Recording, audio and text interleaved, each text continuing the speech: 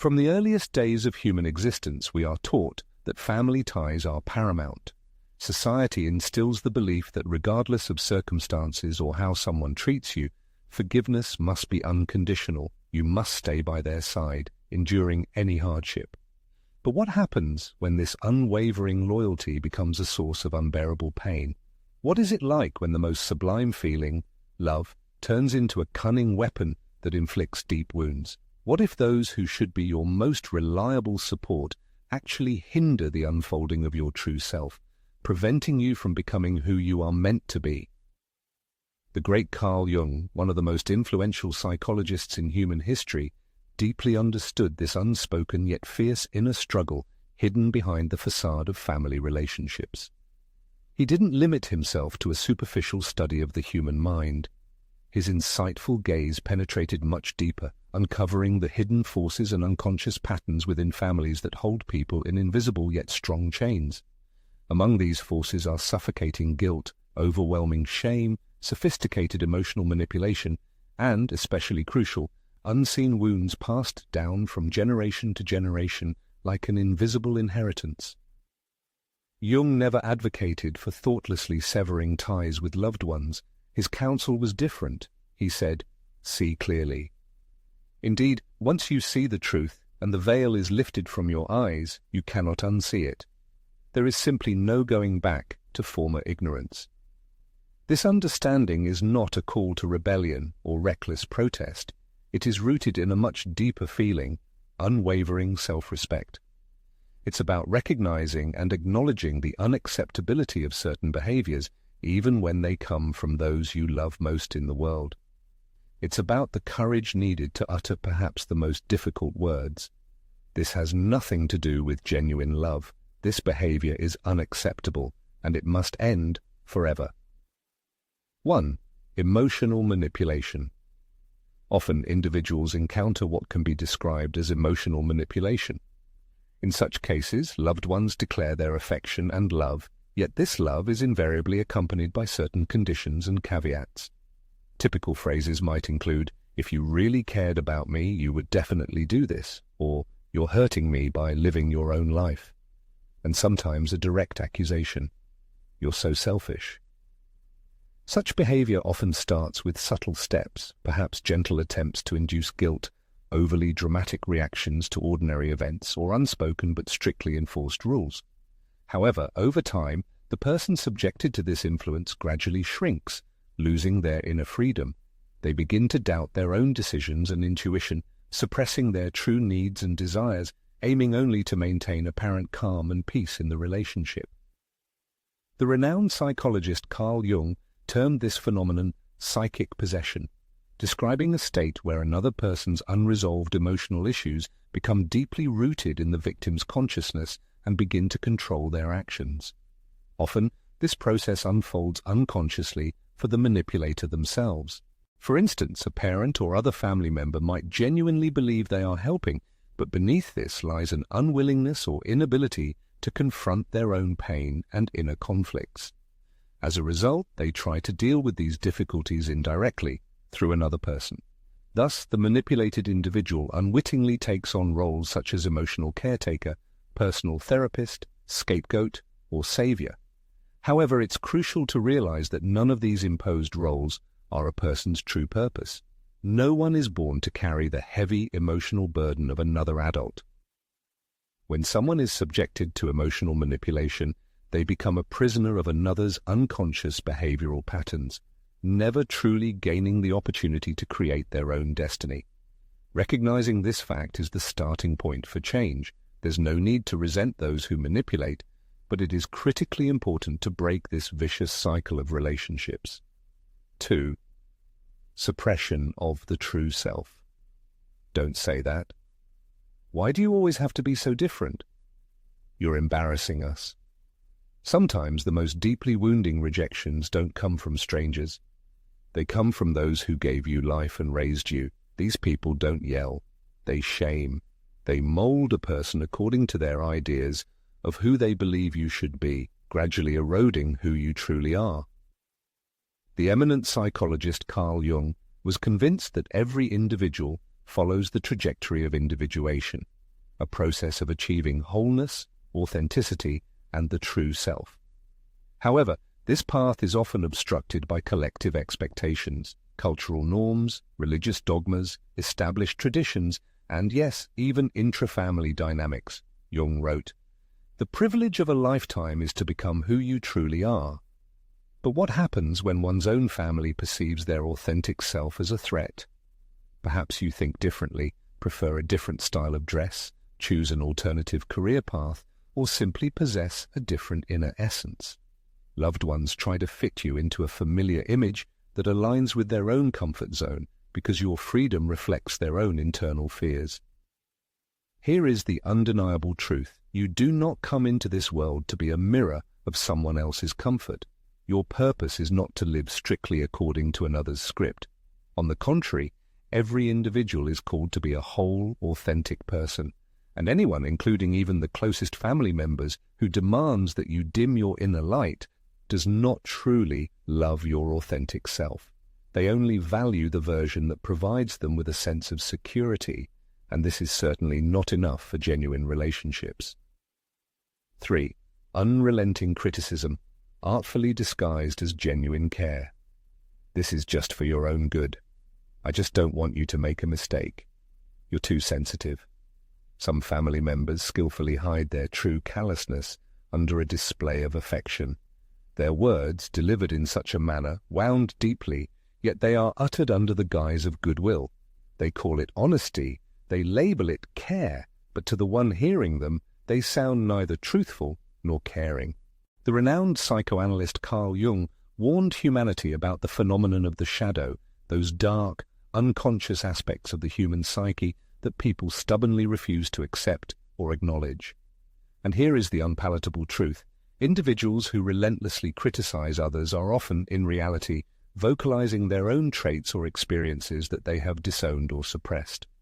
When they declare, "You'll never succeed doing that," they might unwittingly be echoing their own unresolved failures that they could never come to terms with. When they assert that someone isn't strong enough, they might thereby reveal their deep-seated fear of their own helplessness or powerlessness, but instead of engaging in internal healing, they resort to projection. They, as it were, extract their internal flaws and transfer them onto another person. And if a person doesn't possess a sufficient degree of self-awareness, they risk beginning to unconditionally trust this externally imposed voice. They will perceive it as an undeniable truth. Moreover, they might start to consider it their norm, their home.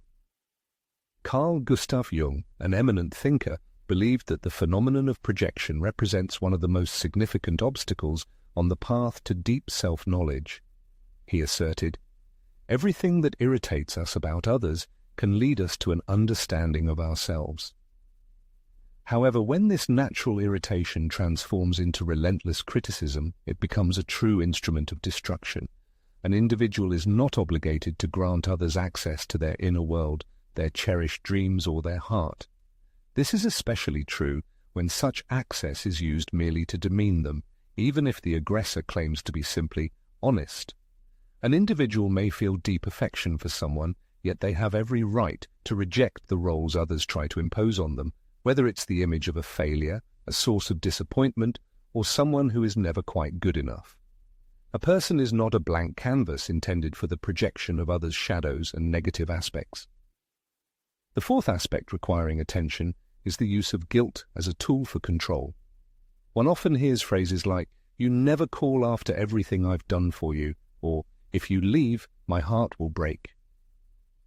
Such statements have nothing to do with genuine love. This is merely guilt, carefully disguised as affection and care. Such manipulations do not foster true connection between people. They serve solely the purpose of establishing control. Carl Jung deeply understood how powerful and pervasive the influence of guilt can be, especially when its source is those to whom one feels indebted for their existence: parents, siblings, and older family or community members. In such circumstances, saying no is often perceived as treachery, and creating distance feels like outright renunciation. However, it's important to realize that guilt is not synonymous with morality, and it is absolutely not equivalent to love. When someone deliberately uses guilt to manipulate another person's choices, they are essentially demanding that the person abandon their essence merely to ensure the manipulator's comfort. But the price of such abandonment proves to be exorbitantly high. The individual gradually loses their inner compass, losing their sense of direction. They begin to experience deep indecision before every choice, asking, will this upset others? Instead of asking, is this right for me? And over time, such a life transforms into an existence dictated by another's script, where the person becomes merely a ghost of their own unfulfilled desires. Freeing oneself from ingrained patterns of behavior or thought should not be seen as an act of ingratitude. On the contrary, it signifies a profound awakening and awareness. Genuine love never seeks to punish a person for their desire for development and personal growth. True affection expresses itself in the desire to see another free, even if it entails one's own discomfort or inconvenience. Individuals who try to keep someone in a state of immaturity or suppress their potential may remain unchanged, but the person themselves possesses the capacity for transformation. The fifth point concerns situations where verbal and emotional abuse is perceived as commonplace and normalized under the pretext that they're just like that. Phrases like, they didn't mean any harm, that's just how they communicate, or that's just their personality, are often used as justification. How often has one heard such statements or repeated them to oneself? The eminent psychologist Carl Jung asserted that patterns of behavior and interaction normalized in a person's consciousness during childhood are unconsciously carried into adulthood as something familiar and ordinary. And it is this familiarity that is often mistakenly perceived as an expression of love or affection. However, the undeniable truth is this: systematic insults, raised voices, overt disregard, or complete neglect are never expressions of love. This is, in its essence, a form of abuse, even if such an impact is not physical, even if it manifests solely through verbal expressions.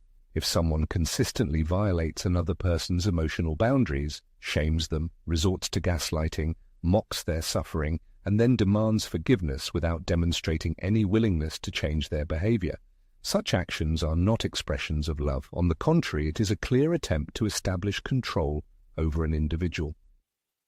The renowned psychoanalyst Jung often referred to the concept of the wounded inner child.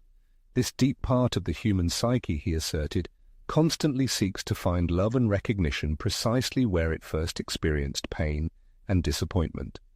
This pattern explains why many people tirelessly return to relational dynamics that merely reproduce their old emotional traumas again and again. This happens not from weakness of spirit or lack of will, but because, during the individual's upbringing, they were not taught to recognize and value a true sense of safety and unconditional love. Of particular concern is the fact that the longer a person remains in such destructive dynamics, the higher the probability they will begin to genuinely believe in their own unworthiness, assuming that precisely such treatment is an expression of love. However, as Jung asserted, true courage lies not in further enduring suffering. On the contrary, it is a decisive step towards breaking the vicious cycle. It is a conscious declaration: I clearly see the true nature of what is happening. I will not inherit this pain, and I will not pass it on to future generations. Such a decision remains unwavering, even when it concerns family members, even when deep feelings exist for them, and even if they can never grasp the depth of this choice. For finding inner peace is not an act of betrayal. It is, on the contrary, merely the prelude to a new path. A person who seeks to protect their inner peace is not selfish. By setting personal boundaries, they are not being cruel at all, and they are not broken when they decide to distance themselves from those who stubbornly refuse to see their true self. Carl Jung's works persistently remind us that the most challenging and sometimes frightening act is the complete and unconditional acceptance of oneself. However, it is precisely from this moment that the genuine process of healing begins. It does not consist of attempting to change other people or endlessly waiting for apologies that may never come. Healing occurs when an individual internally asserts, I deserve better, even if no one has ever voiced this truth to them before. For respect, a sense of safety, and unconditional love are fundamental needs that are no longer subject to discussion or compromise. Consequently, one is granted a kind of permission. From now on, there is no need to diminish oneself, constantly offer explanations, or passively endure. An individual was never born to exist in another's shadow. Their true purpose lies in achieving their own wholeness and fullness of being. As previously noted, the profound wisdom of the eminent thinker Carl Jung relentlessly reminds us of the inviolable sanctity of everyone's psychological and emotional well-being. No one, including immediate family members, has the right to manipulate, demean, or entirely control an individual's authentic self.